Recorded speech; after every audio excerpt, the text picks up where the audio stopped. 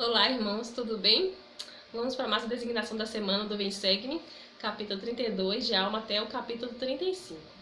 Então, vamos começar com o capítulo 32. Vale lembrar que Alma e seus irmãos eles tinham observado a adoração falsa dos oramitas. Então, Alma, muito desejoso de poder ajudar eles, orou suplicando ao Senhor para que pudesse ensinar eles e ter êxito. Então, um grupo de oramitas mostrou interesse na mensagem de Alma, nos versículos de 1 ao 3 do capítulo 32. Então, essas pessoas que mostraram interesse na mensagem de Alma eram os oramitas pobres. Eles estavam sendo impedidos de adorar naquele púlpito por serem pobres, por terem roupas que não eram caras, Então, eles estavam sendo impedidos de poder entrar e adorar a Deus.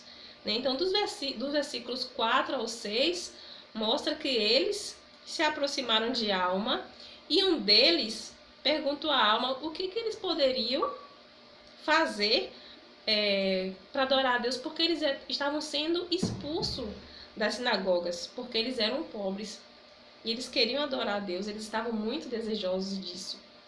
Então, Alma percebeu com alegria que eles estavam preparados para receber a palavra de Deus. As aflições deles os tornaram humildes. Podemos aprender então que a humildade é essencial para receber um testemunho e também fortalecer esse testemunho. Dos versículos 13 ao 16, aprendemos que há duas maneiras diferentes pelas quais as pessoas podem tornar-se humildes. As pessoas podem decidir ser humildes ou podem ser compelidas, ser forçadas, ser coagidas a se tornarem humildes. Somos mais abençoados quando decidimos ser humildes do que quando somos obrigados a ser humildes. Então, Alma, ele identificou um conceito errado, falso, que muitas pessoas tinham sobre ter um testemunho.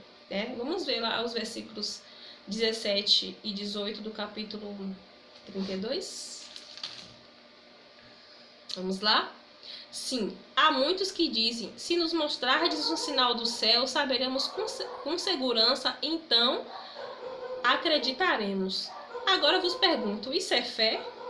Eis que vos digo não, porque se um homem sabe uma coisa, não tem motivo para quê, porque a sabe.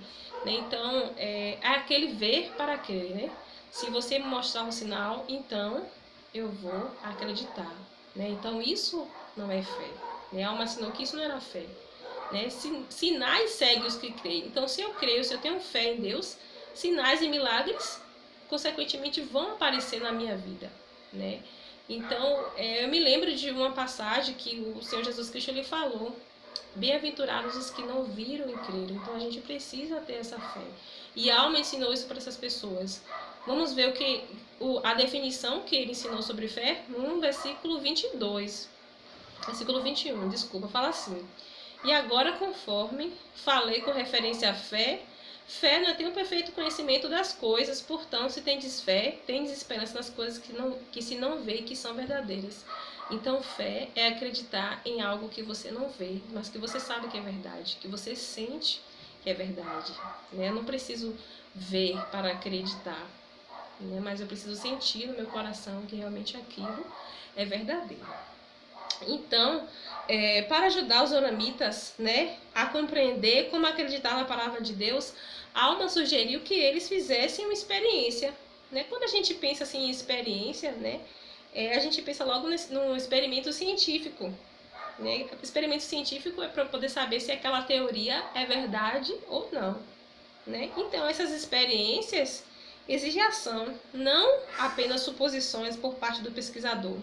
O processo de aquisição e fortalecimento de um testemunho também exige ação. Assim como eu preciso fazer aquele experimento para poder saber que é verdade, para poder também ter fé, conseguir ter fé, eu preciso também partir para a ação.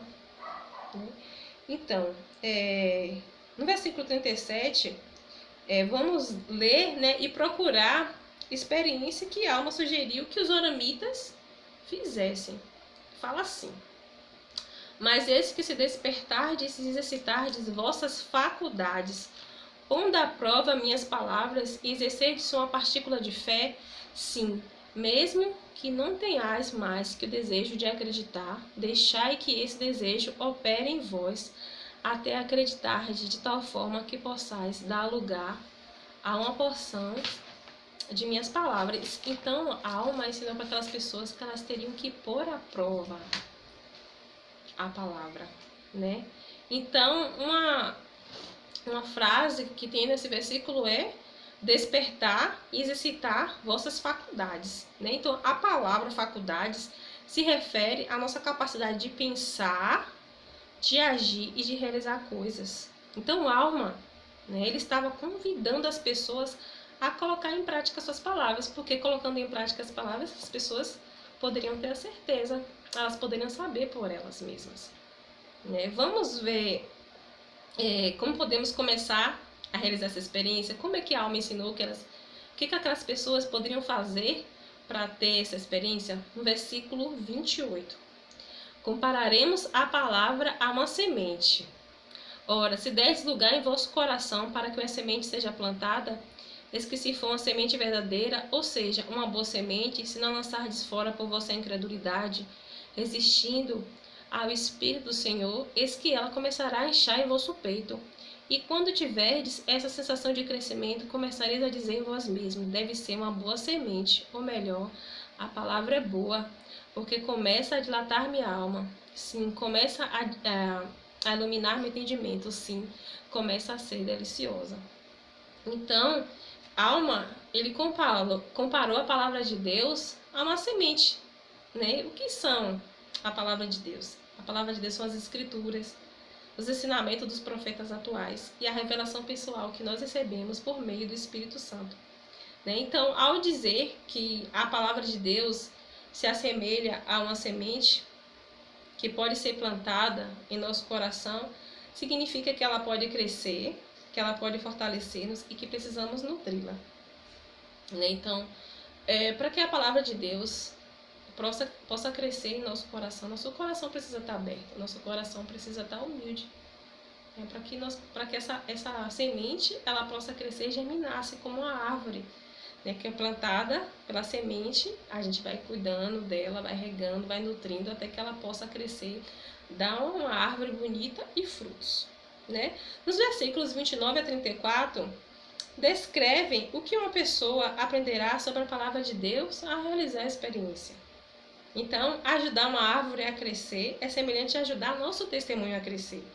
A fé é o testemunho de uma pessoa não só perfeita depois de ela realizar a experiência, né? Então, depois disso, que ela começar a realizar a experiência, ela precisa pôr em prática as palavras.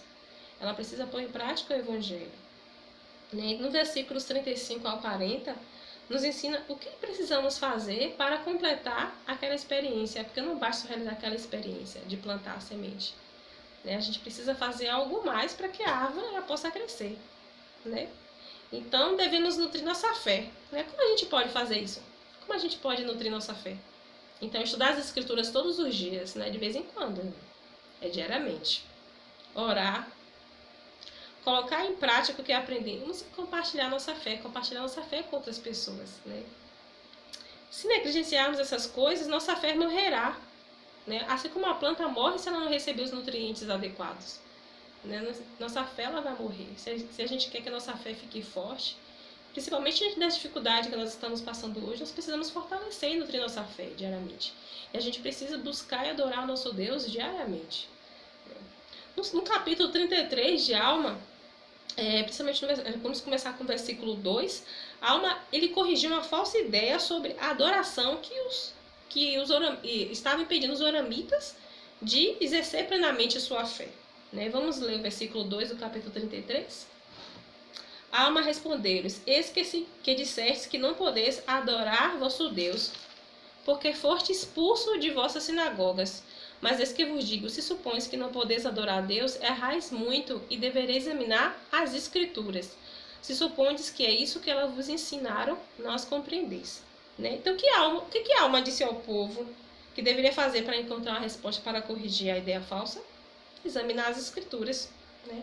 Então, ele citou no versículo 3 sobre o profeta Zenos, né? Zenos era um profeta do Velho Testamento, né? Mas suas profecias elas estão somente registradas no livro de Mórmon. Então, nos versículos 4 a 11, podemos ver sobre a oração de Zenos, aprendendo assim que podemos adorar a Deus continuamente por meio da oração.